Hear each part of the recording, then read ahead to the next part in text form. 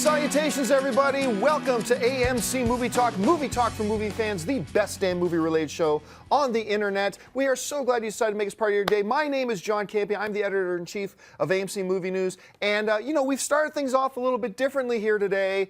Yesterday was the Oscars, the biggest day on the movie calendar, and we thought we would take today's show to just very casually kind of sit back and talk about the Oscars, what we liked, what we didn't like, who won, who should have won, who shouldn't have been hosting and should never host again, those types of topics. So I want to introduce, first of all, the people joining me. First of all, sitting to my left, he is our production manager, Mr. Dennis Zen. How's it going, guys? I'm just happy the sun is back in LA. It has been like torrential downpour out here for the last couple of days. Sitting way over there, writer, director, Mr. John Schnepp. Hey, what's going on? I want it to keep raining.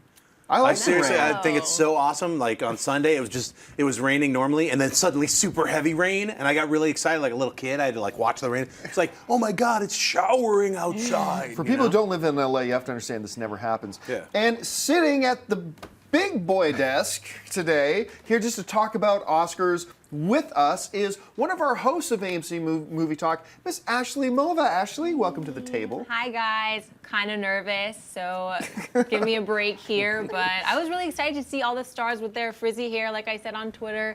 The rain, stars, all together equals frizzy hair, so I didn't really see much of that though, so I was kind of bummed. So let's talk about the Oscars. Now, this is going to be a pretty loose discussion. And then, by the way, for those of you who are watching us live, we will be taking live Twitter questions. You can send in your questions via Twitter to us at AMC Movie News. And at the end of the show, we'll save some time to answer your questions, and Ashley will pick those out. But let's talk about the show. First of all, let's talk about the big prize, 12 Years a Slave. So I got to tell you, everybody knows 12 Years a Slave was my pick to win. But as the show was going on, and Gravity started winning award after award. Now, granted, a lot of them were for the technical stuff. Like, they swept the sound editing, I think. They won cinematography. I was a little surprised by the cinematography award. But I think they got 7 in total. Yeah, just regular editing they got. Yeah, so award after award after award. And I think I said at one point, because a bunch of us were watching it at my place last night, I think I said at one point, I still think 12 Years a Slave is going to win, but I'm feeling a little bit nervous about it now after all those things. But, then I just took a step back and I realized, it hasn't been since Titanic, which is what, 98, 97, something like that? It hasn't been since Titanic, all those years ago, that a film won Best Picture without even being nominated for Best Screenplay. I think it's only happened just a couple of times in Oscar history, and not in like 20 or almost 20 years. So it kind of makes sense, and that kind of goes to what I was always saying was the drawback about Gravity, that Gravity did all these things great. Alfonso Cuarón was a lock to win Best Director and earned it, but when you're starting with kind of a weak story, like I've always said, Gravity to me feels like the third act of an overall movie as opposed to a full movie in and of itself. It didn't deserve to win Best Picture. 12 Years a Slave did. I was really happy to see that. So anyway, Dennis, your thoughts about the Best Picture category and who won? Are you happy with it? Are you unhappy? Were you surprised? I mean, I'm okay with it. I had predicted that 12 Years was going to win, even though I also was getting, not nervous, because I actually like Gravity more than 12 Years a Slave, but I had picked it in our pool. We did a poll, which I got 6 out of 6 of the top categories. And so I did get nervous in that regard. I was like, oh, it looks like Gravity might get it. But yeah, you're right. Like, I don't know if the story for Gravity is weak, but there is some dialogue issues, I think, with it. But yeah, I think the whole night, the night as a whole was a bit subdued in terms of people's speeches and just, with people winning. I mean, obviously, like Steve McQueen, he was jumping up and down when he won, but most people were kind of more relaxed and just, like, oh, I won, and there was not really any big surprises. Schnepp?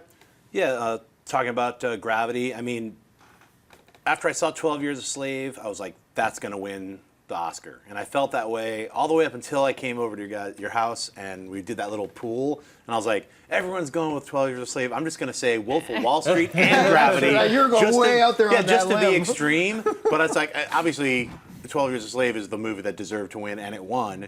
If you haven't seen it yet, you're going to cry when you see it. It's like one of the most emotionally powerful films I've seen all year.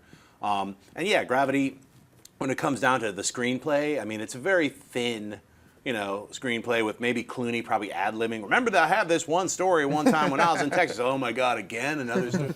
It's like, writing-wise, it's like 2 astronauts in space, literally versus like some horrible stuff in real history that happened. So, I mean, even just the gravity of that is like, floating. Yeah, see what you did there?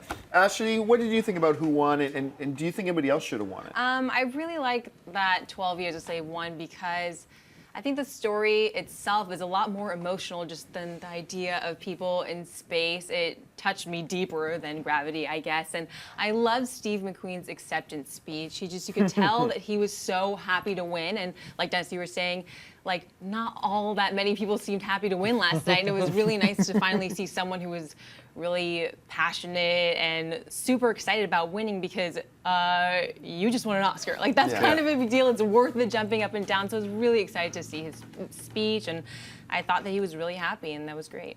All right, now, before we get on to some of the other issues about the night, let's address the huge elephant in the room. And by elephant, I mean John Travolta. Oh, my God. Yes. I consider myself a little bit of a John Travolta apologist. Is he a little psychotic? Yeah. Is he a little weird? Yeah. But I've always enjoyed watching him perform. And I've always defended, hey, when they announce that Travolta's going to be appearing in something, inevitably you get some people just go, Travolta, and I'll go, hey, wait a minute, the dude can act. And he's turned in some terrific performances in his career. Let's give this a shot. You had one job. You had one job at the most viewed television broadcast of the year. One job. Say this girl's name. Yeah. Say this girl's name. Adele Dazeem. Adele Dazeem is the name that came. How did you? Menzel. Idina Menzel. Idina Menzel. Who she really is. Right. And he said Adele Dazeem. And true story, no such person exists. Well, I'm sure somewhere out there somebody has that name. But I think within an hour after the end of the Oscar broadcast, somebody had created an Adele Dazeem Twitter handle, and it had like over 10,000 followers. Right, from the person who brought you Walked. I think it's like the W instead of Wicked. It was like another Twitter handle there. So I mean that. Look, there were a lot of people last night. I don't get it. First of all, I've been, especially the last couple of weeks, defending. Zac Efron, thank you. I've been defending Zac Efron and the fact that I believe he's a legit good actor. And if you don't think so, you have not been watching anything of his and you don't know what you're talking about. And then he comes out on stage to do a presentation. I'm like, come on, Zac, you're gonna legitimize all my defense of you. And he had one line to say. He stumbles over saying a person's name. It's like, you only had one line to know, and they gave you a teleprompter. It's like, and that happened a lot last night. Like even Ellen. Right.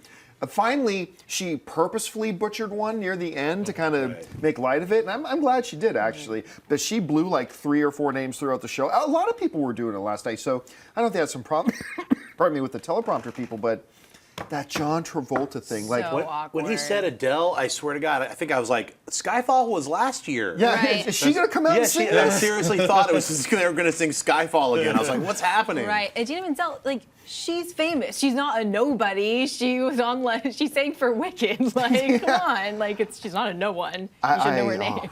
Well, there's another elephant in the room about 12 Years a Slave. I mean, there must be some sort of beef between Steve McQueen, the director, and the writer, John Ridley, because when John Ridley won for Best Adapted Screenplay, when he walked down, he walked past Steve McQueen. Right. When he Who went was up, like 2 seats in front of him. Yeah. He went up there, thanked a lot of people, did not thank Steve McQueen. And then Steve McQueen, they cut to him, and he was clapping like this. Oh my gosh, I didn't notice that. And then during his speech when they won, nothing about the writer. And you could see the writer was behind him like this, like steaming. Like he was like literally angry. There was a rumor that they were beefing over credit for the screenplay. Maybe like Steve McQueen had thrown in some ideas, or maybe he helped write it and he didn't get credit for it, or I don't know. But that was another really awkward moment during the Oscars. Yeah, I mean, I'm the type of person who I'm like, let's not read too much into something. Somebody forgot to mention this person, or somebody didn't do this, or look at the look in his eye as he's sitting in his seat. I don't like it when we try to read too much into it. But But there was a lot. It's not just one thing. It's hard not Yeah. to wonder. Like when he about walked past that. him, that we were both like, "Hey, look at that!" And then some people in the room were like, "No, it's cool." But then after that, then when he won, there was like obvious weirdness. I don't know. Maybe we're reading into it. I don't know. I don't think so. Travolta, leverage. Sorry. I mean, if I'm John Travolta this morning, though, getting back to that, like what can you? First of all, he looked like he was cracked out of his head when he walked up to that microphone and started. And didn't he start his thing by walking up to the microphone? Hello, I love you. And Yeah, yeah. it's like, what are you smoking? Yeah, his breathe mask. He had his breathe mask on wrong. Like, look, I have no doubt, because I said this in the show, I also have no doubt that Harrison Ford was stoned out of his he was mind. stoned out of his mind. But he makes it look cool. Yeah. Harrison Ford can step up, be stoned, and he's still Harrison Ford. Got through all of his lines. Yeah. Didn't stumble. Do you see his eyes when they brought the pizza out though? He was oh, like, yeah. "Oh my god!" Yeah, He's but like he trying to got grab- up to get some napkins. Oh no, Ellen, you're not getting away without those napkins. Oh, there's oil in this pizza. He was about to take you know? the whole box. Yeah, from- he was very excited. Dude looks good, too, Harrison Ford. Yep. The dude's in his Indiana Jones, 70s. come on, let's make those other two movies, son. Okay, so if you're Travolta here, all you do is you climb into a hole for the next 3 weeks and just let everybody forget about Poor it. guy. I think. All right, let's go to the hosting of the show last night. I tweeted a few months ago when they announced that Ellen DeGeneres was going to host the show. I said, look, unless we do something official for AMC, I'm not even going to watch the show this year. Ellen DeGeneres is, in my opinion, beyond a shadow of a doubt, the worst Oscar host in history. And I'm not talking about the one she did this year. I'm talking about the previous one she'd host. It was a train wreck, just awful, awful. And the funny thing is, I don't watch Ellen's show, but I've at least seen 30 or 40 clips that people would send to me of, a funny thing that happened on the Ellen show, and send it in. She looks absolutely fantastic hosting her show. I mean, Ellen seems like she's terrific. All the stuff that I've seen of her on her show, she's fantastic. But she was just a train wreck for a host. This year, I'll say this, was not the train wreck that it was last time. But beyond a doubt, the most pedestrian hosting of an Oscars I've ever seen. Like, I thought she just was just there. She was just there. Now, in her opening monologue, I thought it was really boring. And then as she was getting to the end of her opening monologue, she made that joke about Jonah Hill, where she said, "And Jonah Hill, you showed me something that I haven't seen in years." Yeah. Talking about when he whips his penis out and stuff like that. That made me laugh. And then she did the joke about, anything can happen at the Oscars. Possibility number 1, 12 Years a Slave wins Best Picture. Possibility number 2, you're all racist. That was great. That was great. I laughed out loud at that, and I'm like, okay, that was really funny. But then the rest of it, like introducing somebody as she's just sitting on stage with a guitar in her lap and mispronouncing their names. The running 3 segments gag of, we're going to order pizza, blah, blah, blah. The biggest thing of the night wasn't even anything she really did when they did the selfie, and everybody just kind of randomly jumped into it.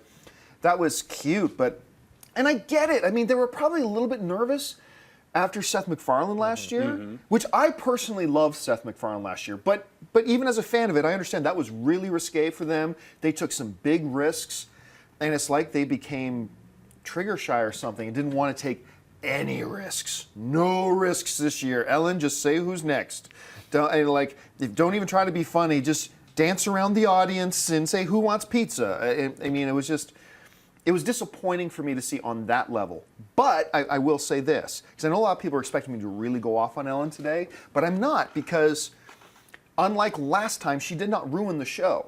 She was just there. So get a host, for heaven's sakes. Get somebody to host and lead the show, like they've done in years past. And sometimes make mistakes, whatever. But I just I can't bash on Ellen for last night. I saw nothing to be happy about. But that's just my opinion. What did you guys think about Ellen's hosting last night? Go for it. I was going to say, I didn't see the Ellen's hosting from 7 years ago, but I can only compare it to like the last 3 that I did see, and the Anne Hathaway and James Franco to me was the absolute worst Oscar that I've ever seen. It was funny in how bad it was. It created a lot of humor for me to watch how horrible it was and weird stumbling strangeness, and everybody at the Oscars was baked. There was a haze of purple stonage just floating around, which isn't a bad thing, but could be bad when you're actually trying to present for people, millions and millions of people. I thought Ellen was hilarious last night. So I mean, I'm glad you came around a little bit, you know, because What did you think she said that was funny? just all aside of her from little those two jokes. all of her little quips. I mean, I didn't write them down. I just remember all of her little quips were funny to me. You know that. Wow. Like, Okay. You know, I mean, That's the beautiful thing about this stuff is everybody can see it It differently. got a little, for me, it got a little boring, as the Oscars always do Sure, for me. yeah, Like yeah. somewhere in the middle, yeah, she was tired. That's where she was sitting on the stage with a guitar and didn't play it. I was like, what's that about? Some stillborn comedy gag that didn't happen. They were like, ixnay the guitar, ixnay the guitar. All right, next time, you know, you could just see people scrambling. You're fired. You get over here. You get where's the guitar? The guitar's not mic'd. Just forget the guitar. You know, just strange chaos that we'll never see. That's and it ends up like, hey, guitar, not mic'd, weirdness. Next up is, you know, so we just, what's that about? I thought I missed something No, when, no, when that happened. I was like, oh. Yeah. Oh, you missed something. I'm sure you did. You know, it's just one of those like, it's not ready, just move forward because it's live. Yeah. So, I mean, I think she did a great job compared to some of the other fumbles that we've seen and how boring and long the Oscars can be. This was relatively short and we got through everybody. It was a well-paced show. Yeah. I mean, the producers did a really good job this year because I remember it hit. They were presenting for Best Picture, and technically speaking, that should happen at midnight Eastern Standard Time, and it never is. And then last night they started presenting Best Picture, and I looked down at the clock, midnight on the nose. Like, and it did feel to me like they kept the show moving at a nice pace. Only once did the music have to play somebody off. So it was really good. Anyway, Ashley, what did you think about Ellen's job as hosting? I thought that I thought she was kind of funny, but I thought a couple times, you know, you said like she didn't, I thought like you said, or she didn't push the envelope enough, but I think that she like pushed the entire UPS truck with a couple of the jokes that she made. Like the Liza Minnelli joke, I was just like, what are you doing? She said that she was being portrayed by a man or something, and you could just see the look on her face. She wasn't into it at all. I just want to like put my hand over my face for that. It was so awful, and I think she made fun of someone's age. I thought a couple of the jokes she made were kind of inappropriate. See, and if you're gonna pull a Ricky Gervais, and you're doing it where this is what I'm doing tonight, like I'm roasting everybody, Right. then everybody can take it in fun. Right. But when you don't do that, and then you just pull, this was to me the Liza Minnelli part was you're not doing that. You're not roasting. You're just being nice, Right. nice. Oh, you look like a boy. And I don't think that that's what Like- she's known for. Like, she doesn't usually make those kind of jokes, so it kind of came out of nowhere, and it was a little bit awkward. Yeah, but she backed off it after that. Yeah. She got a Right. selfie with her later, so she Right. kind of was like, Which was the hey, right thing maybe to I was a do. little too harsh. Let's get that selfie. Right, that was Yeah, really but awkward. that, yeah, you're right. That one thing was a little bit Yeah. out of place, Dennis. I thought she did an okay job. I mean, she's not my favorite host. Right. I didn't think her last time was as bad as Anne Hathaway's and James Franco. I mean, that was a disaster. Aside from Billy Crystal, I think like the pairing of what was it, like Steve Martin and Steve Alec Martin, Baldwin. Alec Baldwin. I thought that was my second favorite. So maybe do Steve Martin by himself next time. Well, Steve Martin, I remember to me, the funniest, and I've told the story before, the funniest Oscar moment ever to me was the year Steve Martin was hosting, and Billy Crystal had just hosted, I think, 5 years in a row. And then Steve Martin was in to host, and he came out and he gave this joke, and I'm not going to deliver it nearly as good as Steve Martin does, but basically he says, Steve Martin looks at the camera and goes, to me, hosting the Oscars is like making love to a beautiful woman. I only get to do it when Billy Crystal's out of town. To me, funniest moment ever in Oscar history. But I'm going to tell you what, I stayed up to watch Kimmel last night, because Kimmel always does some great after Oscar stuff. And he had Kevin Spacey on. And I've always, in the back of my head, thought Kevin Spacey, stand-up comedian, great acting pedigree, 2 Academy Awards to his name, an incredible presence. He's a student of film history. He knows the history of the movies. I've always had in the back of my head he would be great. Then I saw him on Kimmel last night, too. I'm like, this guy has to host the Oscars. Kevin Spacey, I've always thought a couple guys. Spacey, who haven't done it yet. George Clooney, I think would be a great host for the Oscars. There are a few guys, but after last night seeing Kevin Spacey, I was like, this dude's got to host the Oscars. So On top of that, he can sing. he can sing, he can dance. He did an entire, I mean, it was a biopic, but do you guys remember that film that he did? Which he was basically singing the entire time. It was a biopic. I don't remember that one. And then he ran Steppenwolf in Chicago for a couple of years as, theater director. So, I mean, the guy's got all these kinds of skills. So. A couple of things about last night. Despite the fact that some of the people you were mentioning didn't look like they're all that excited to win, but to me, I want to get your opinion on this. To me, there are 3 speeches that are true contenders for speech of the night. One was Lupita's speech, Jared Leto's speech, and Matthew McConaughey's speech to me. Now, before I say which one I thought was the best, I think McConaughey's speech was really misunderstood by a lot of people, because a lot of people started tweeting, why is McConaughey saying he's his own hero? What, like, how full of himself is this guy? And like, you're not getting it. You don't get what he was trying to say. What he was trying to say is that the person I want to be in 10 years, that's my hero. I'm the person. So he envisions who he wants to be, and he wants to be that person in 10 years, and that person's his hero. And what he was saying was, I am never that person, because that person is always 10 years away and is always this ideal of what I want to make myself to be. He goes, so I am never my own hero. It's always something I'm chasing after. And I thought that was a great analogy. I thought it was wonderful. I think just some people misunderstood what he was trying to say. Right. But Dennis, I want out of those 3, and maybe you think there's a 4th one, but out of Lupita Nyong'o's, Jared Leto's, Matthew McConaughey's, to you, what was the best acceptance speech last night? Well, I had a similar list, except for instead of Jared Leto, which was a good speech, I had Kate Blanchett in there. Another very good speech. Yeah, so I had McConaughey, Kate Blanchett, and Lupita. My favorite was McConaughey's because of what he was talking about. Basically, he was aspiring to be a better person, and that's what motivates him and drives him. And so, yeah, people misunderstood that he was being an egotistical bastard, but he wasn't. It just I guess if you didn't understand it, it sounded like that, but no. He was basically saying you should always try and improve yourself. Yes, yeah, I totally agree. Schnapp, who did the best speech last night? I'll say this about McConaughey. Like, he mentioned God a few too many times for me. I mean, like, you could say thank God once. Don't start talking about God. Just me personally. Like, it just bums me out. Not that I'm anti-God. I'm just like, look, thank God, and then a bunch of other people as well on Earth, But it's his speech, so he did that. And his talking about his future self, I could see where people would misinterpret it, because even for myself, when I was like, yeah, I know you're talking about, like, always, reach forward and, don't think about, oh, I've arrived, I'm finally here. But just the way he kept talking about his future self, it sounded so, like, stony. Like, I felt like, yeah, he could have been bongoing and just being like, yo, man, I've reached my future self. Right. Blah, blah, blah. Never forget, you're never yourself until you're in the future, and then you're not you because you're the future. Like some weird stony thing. I think he's an awesome actor. I love him. He's the opposite of True Detective. He's like, you're not that dude, so I know you're acting. Kate Blanchett's speech for me was the best speech, I think, personally, and then Lupita. I mean, Lupita's was so raw and emotional and true. And Blanchett's speech, I just liked it because it was political and the right kind of political, so.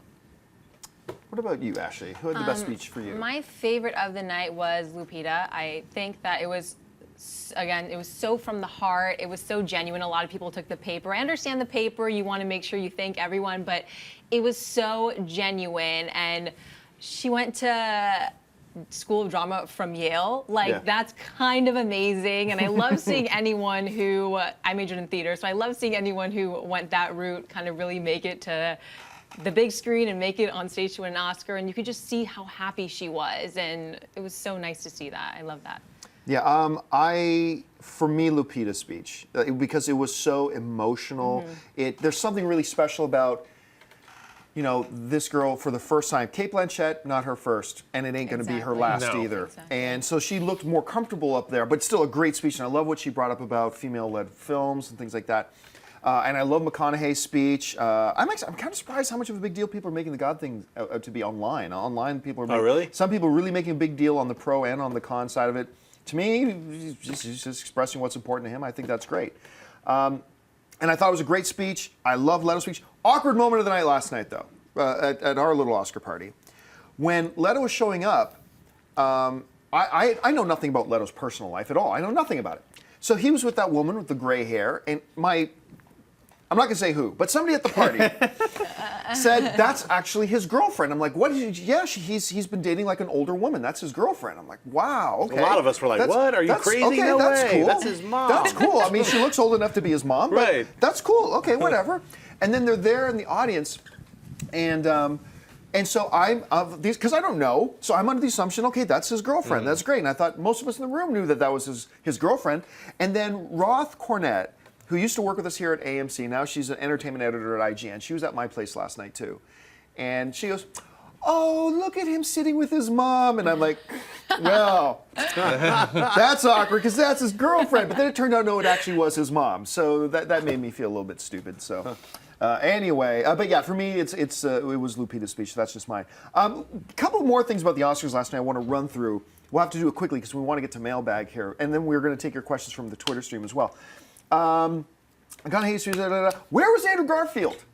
Right. Andrew Garfield was announced as a presenter. They made a big deal a week before the Oscars. The producer saying he's going to be introducing a new hero to the pantheon of great Hollywood heroes and blah, blah, blah. And Chris, if I'm not mistaken, and Chopboard, correct me if I'm wrong, if I'm not mistaken, Chris Evans was not on the presenter list. And then Chris Evans comes out during that to introduce that montage, and there's no big hero introduced into the pantheon of whatever.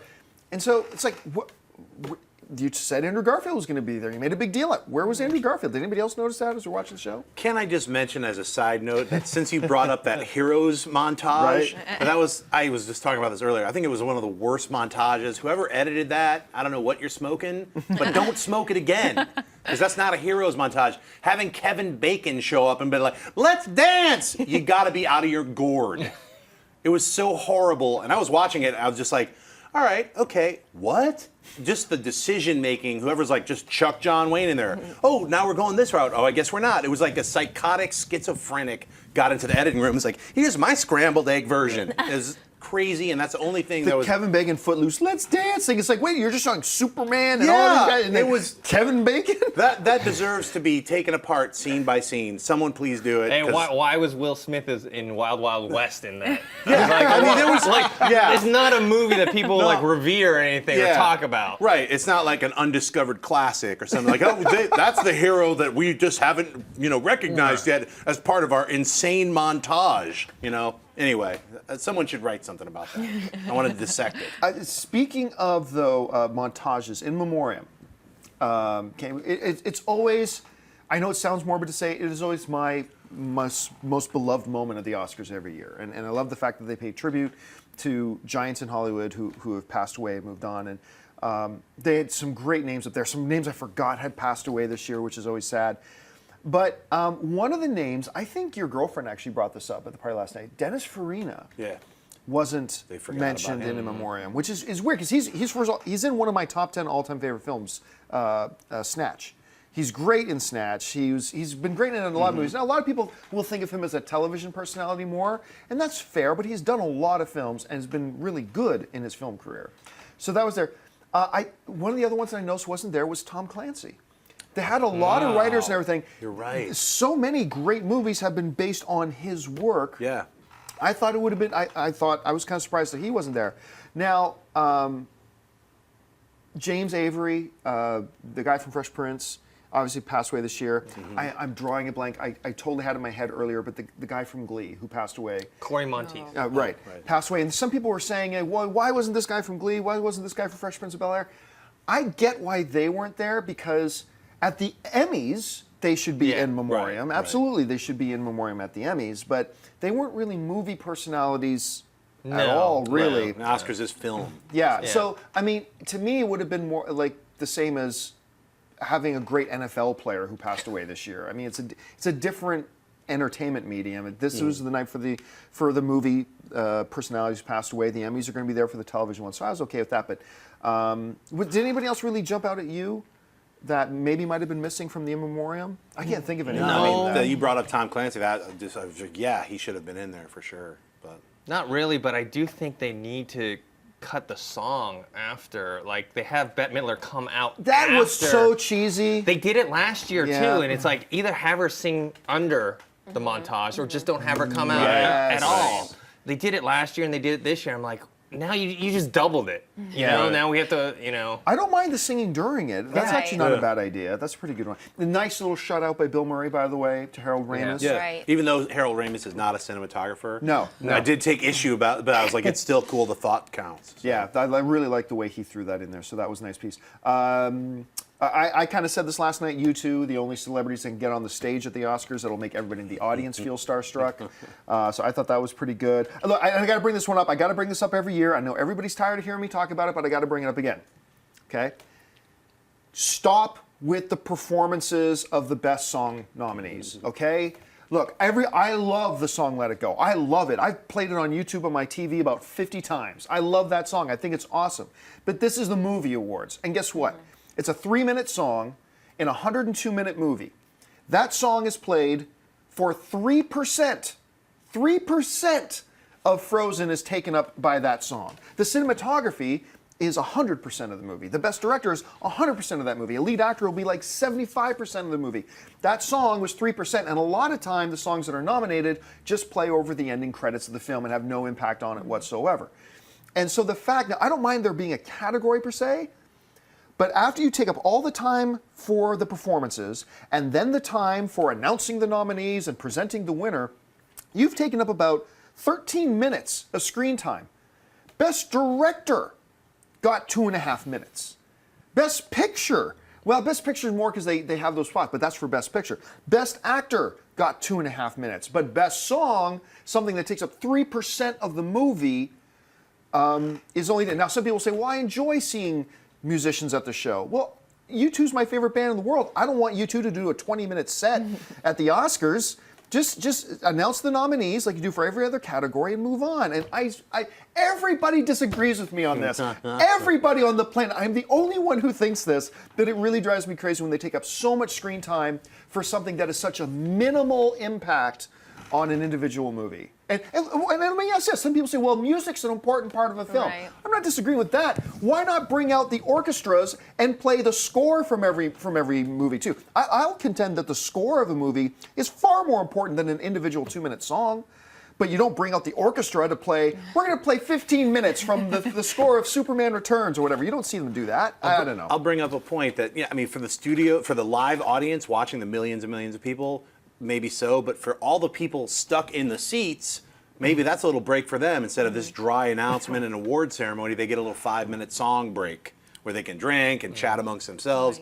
Right. That could be it. I mean, when you have like a 3-hour performance where everyone's seated for 3 hours, you got to entertain them a little bit. So I think that's where that kind of comes in. Like Hugh Jackman, when he did those song and dance numbers, that was not only for us, but that was for the audience as well. Right. The audience there live. So, you know, I mean, I agree that, you know, maybe they could take all 5 songs and chuck them together into maybe an 8-minute montage, you know, swirl fest or something like that, you know, seeing as the Oscars love making these weird montages.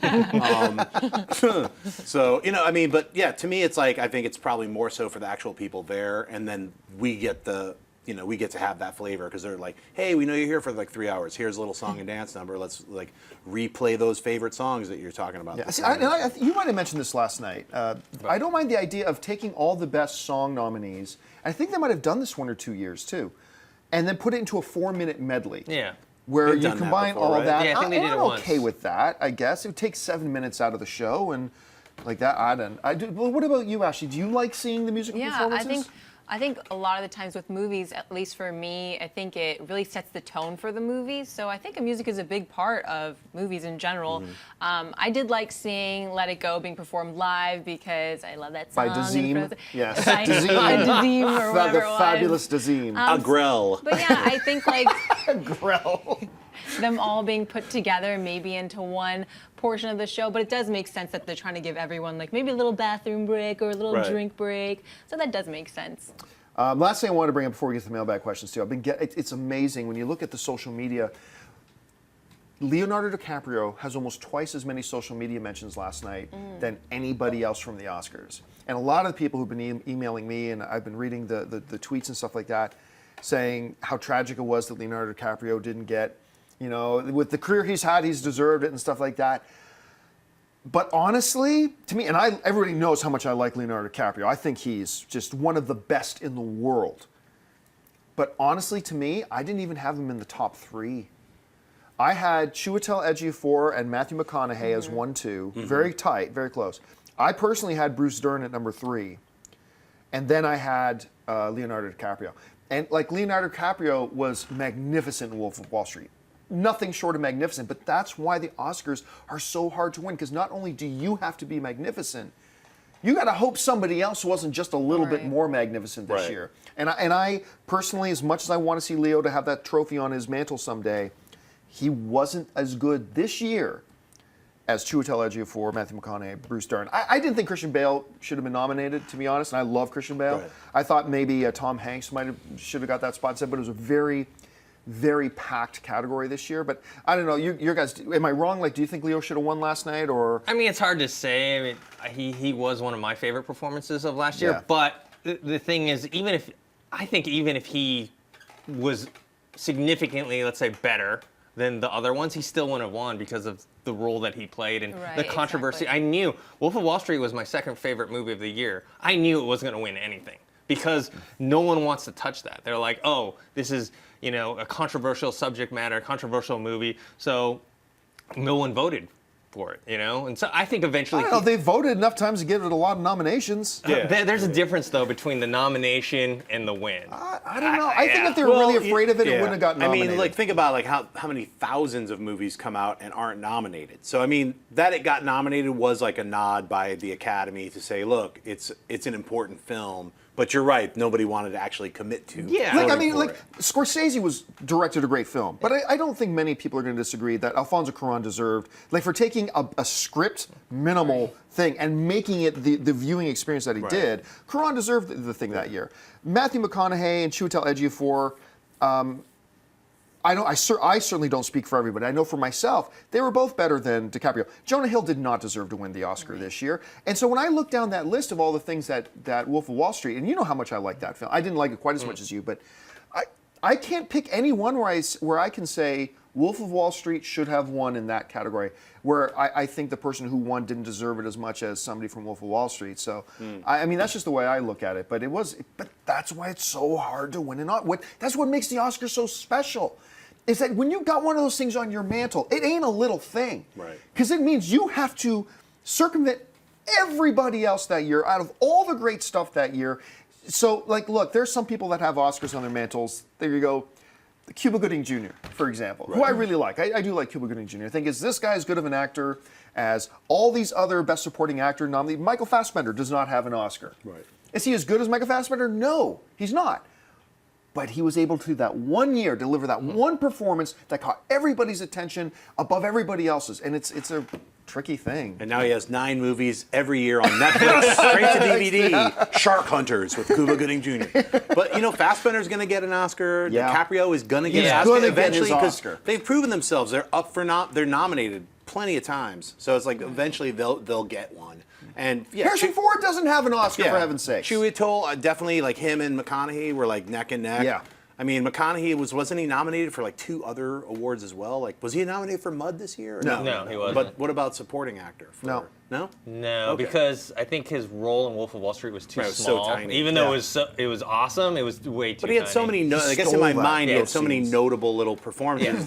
Yeah. Like, that coupled with his amazing performance in Dallas Buyers Club, that made it make sense. Chiwetel's performance, just heartbreaking and soulful and emotional, So, But I think that's why McConaughey won, though, because it wasn't just a vote for Dallas Buyers Club. It was a vote for Matthew McConaughey as a whole. If you Right. take a look at what he's done in the past year, Yeah, he's just Dallas 1 Buyers year. Club, Mud, his small part in Wolf of Wall Street, and True Detective. yeah. So you got those going on, and people were just like, let's vote for McConaughey. Yeah. Right. And even the physical transformation alone justifies him winning this over Leonardo DiCaprio. Will obviously eventually get his Oscar, but even just the physical transformation, that takes so much dedication as an actor. And usually when I think of Matthew McConaughey, I like to think of him as like the comedic, romantic kind of character, and I think that this year has completely, shifted, and he's gotten a lot out of usually his norm, and that, he deserves the credit for that.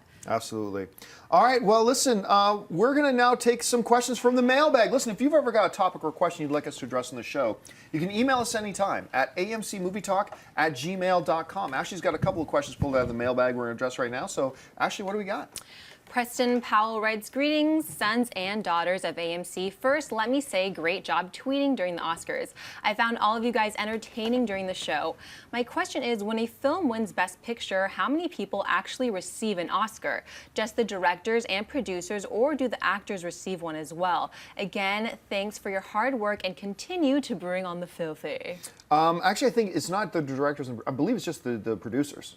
Just the producers. Now, last night you could say, but director of 12 Years a Slave. We were just talking about him. McQueen. Yeah, Steve McQueen. Steve McQueen was on stage. Steve McQueen's actually listed as one of the producers on the film. That's why you got to see, and how nice was it to see after the career he's had to finally see Brad Pitt. It wasn't for an acting award, but to see Brad Pitt walk up on stage and accept an Oscar. Awesome. It was Yeah, I great. thought that was a really nice moment because they did do such a great. And when you read the story behind 12 Years a Slave and how hard he fought to get that picture made, he really deserved it. So it's nice to see that too. But it just goes to the producers. The producers are ultimately the boss of the films, and they're the ones who pull everything together. They're the ones who hire the director and get everything needed, line it up, get the script, get the writers. Well, and so it's actually just that the actors don't get.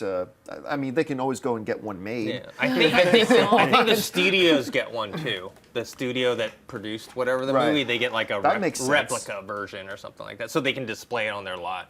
Yeah, that makes sense. Right, when they It seems say fair. Best Picture and you see those names that are listed, those are the people who get those Oscars. They're like 3 or 4 names for each of the films. Right. So. All right, what's the next question?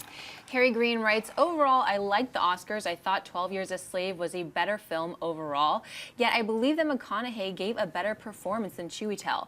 But the winners just seemed to be predictable because I felt like I knew who was going to win. Should the Academy change it up?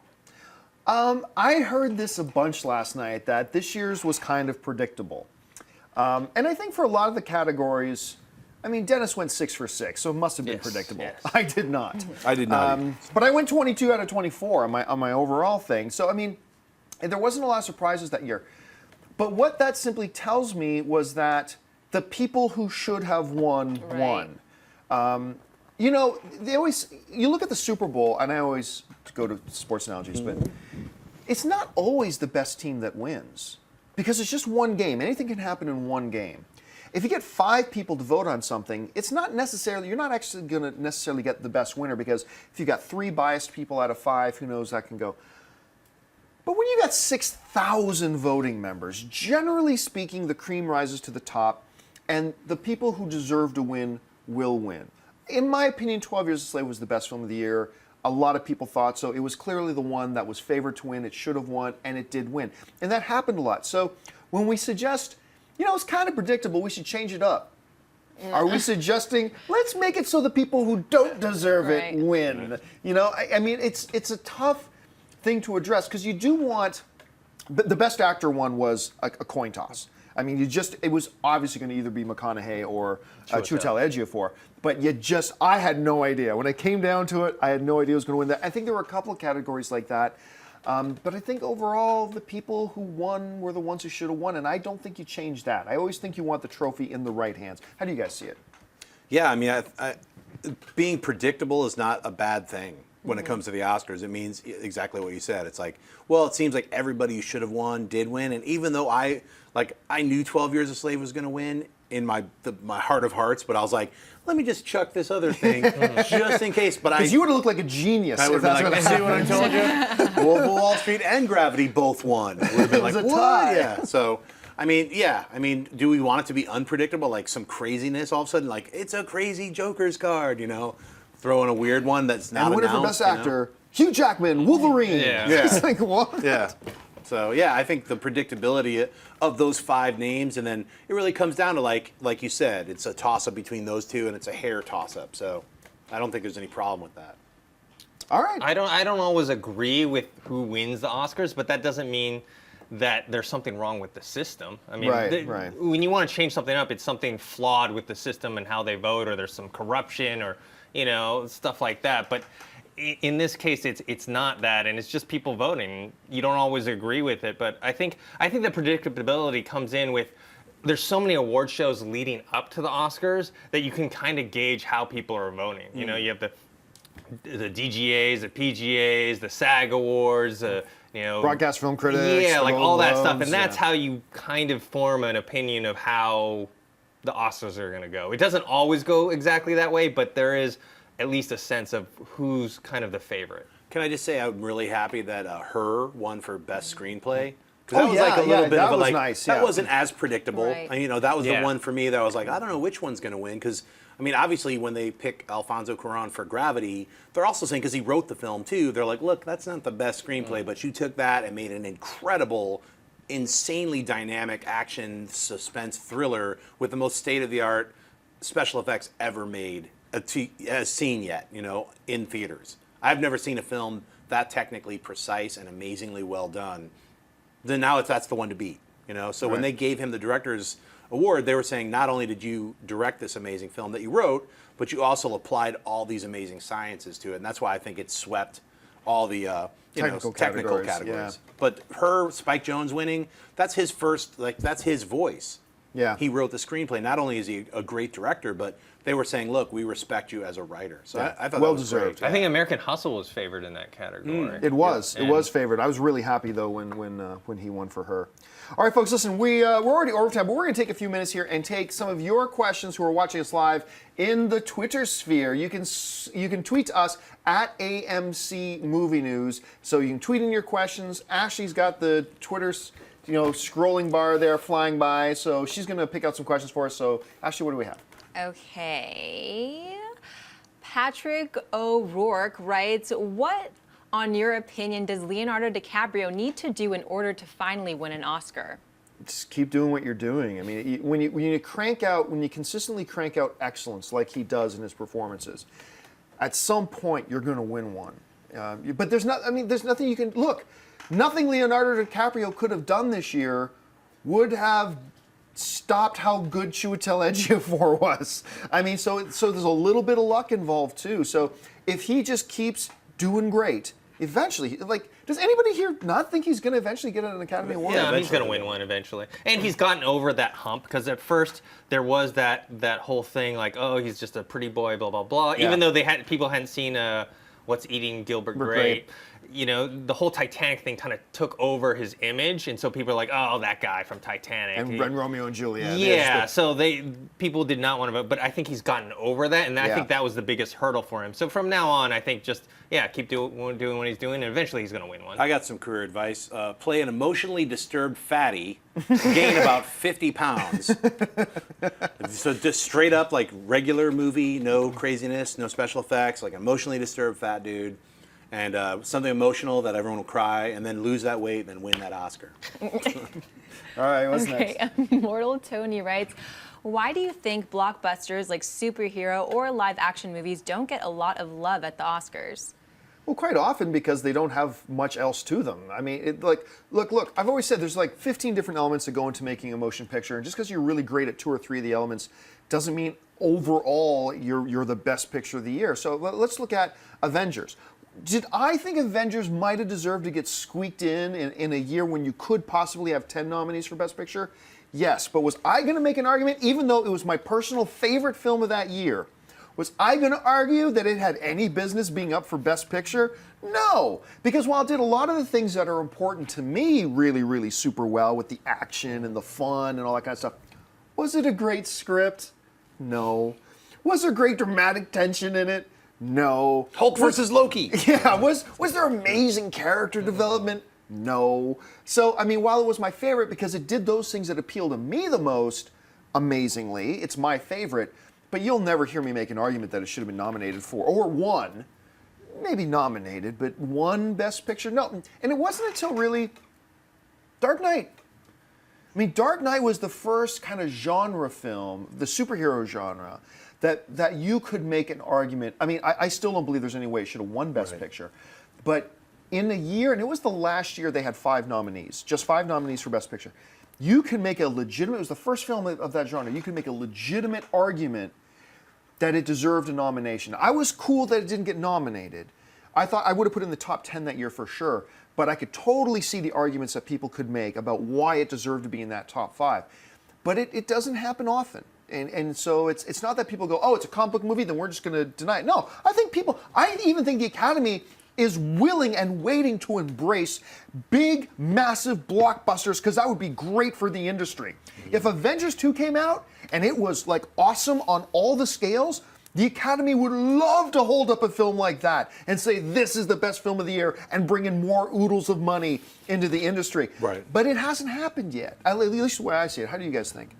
I don't think it's gonna happen, really. I mean, unless it's more of like something like a Dark Knight where it's much more serious, because the studios, they're putting a lot of money into these big tentpole movies, and they need to see a return. So they need to hit certain points in the movie. They need, okay, we need all these characters to be in it. They have to do this, this, this, and this. And so when you start getting that formula, it's an entertaining formula, but that doesn't mean that it's the best for the story, it's best for the characters, or even best for the acting. I mean, you know, aside from like, you know, with Heath Ledger as Joker, like how many times have you been like, most of the time you're like, oh, that was a good performance, but were you ever blown away from like a superhero performance? Not too often. No, not all. Right. Well, I mean, we can count Lord of the Rings, Return of the King.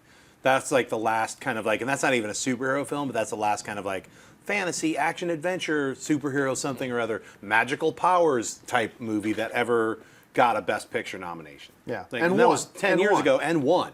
So, you know, I mean, I think the Academy and the Oscars is really for like dramatic roles, real stories, biopics, stories from the heart, emotional dramas, things like that. And of course, we get things like, you know, a story of survival like Gravity, which is, for all intents and purposes, science fiction, but it has that edge of reality to it, where just the lead role done by Sandra Bullock, another female lead role movie that blew it away at the box office, and also for fans. I mean, that's kind of like what Cate Blanchett was talking about. Like, yeah, I think I don't know. I really don't think superhero films are going to get Oscar nominated anytime soon. But why should they? I don't even like. To me, like the Oscars are just.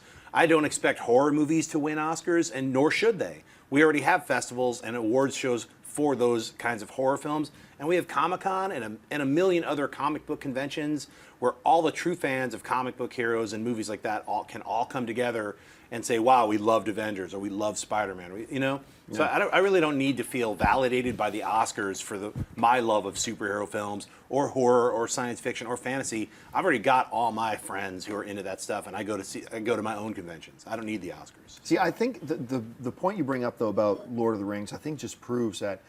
See, there's this misconception that the that the Academy, the 6,000 voting members, are just these all 105-year-old white guys who don't want these comic books or these fantasy movies to get any recognition.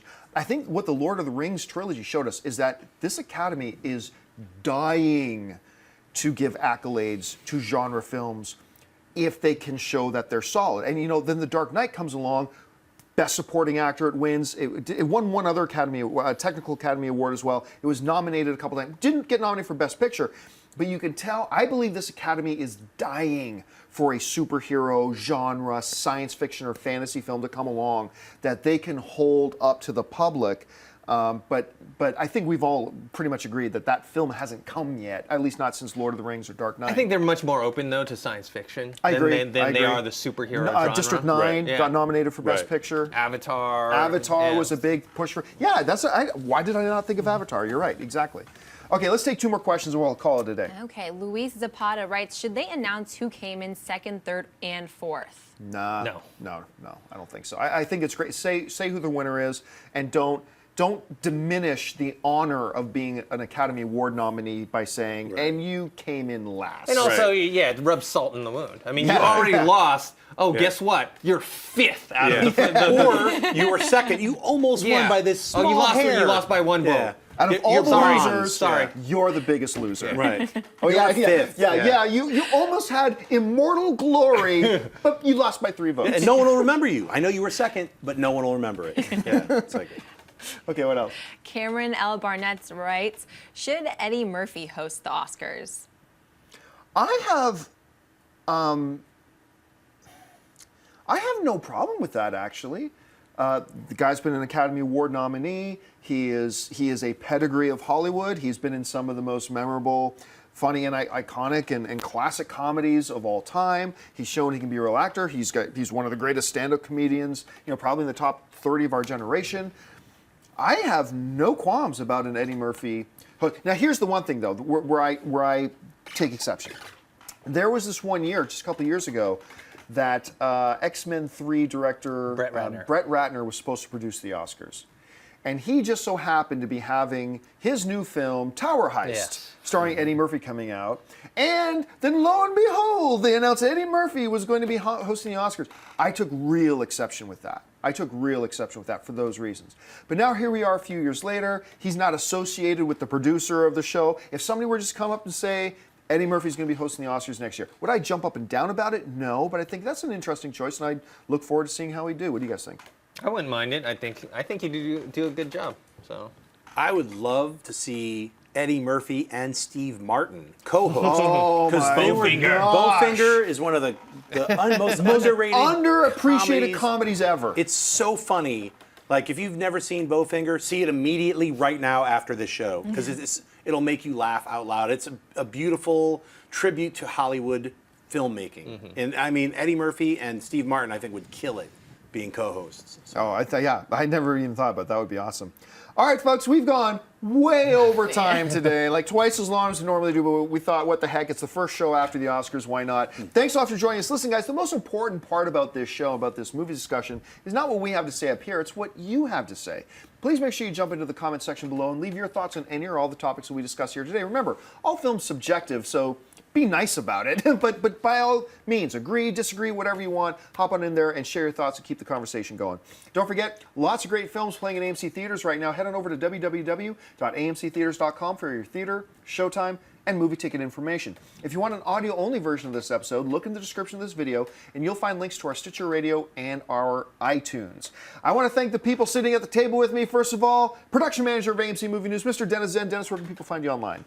you can find me on Twitter @ThinkHero and on YouTube ThinkHeroPro. Sitting to my right, her first time at the big table, is Ashley Mova. Ashley, where can people find you online? You guys can find me on Twitter @AshleyMova. Have a good one, guys. And of course, writer-director Mr. John Schnepp. Schnepp, where can people find you online? You guys can find me at Twitter, just John Schnepp, Instagram, John Schnepp. It was great, really fun talking about the Oscars. See you guys later. And you can find me on the various social media networks, just @JohnCampia. Thanks a lot for joining us, guys. Don't forget to come back and join us again tomorrow. So until next time, my name's John Campia for AMC Movie News. And until then, bye-bye. If you like this video, be sure to give it a thumbs up and don't forget to subscribe to AMC Movie News on YouTube. It's free and a great way to stay updated with all the latest movie news and check out our daily show, AMC Movie Talk. Also, don't forget to check us out on Facebook and Twitter to stay in the loop for our special prizes, giveaways, and contests.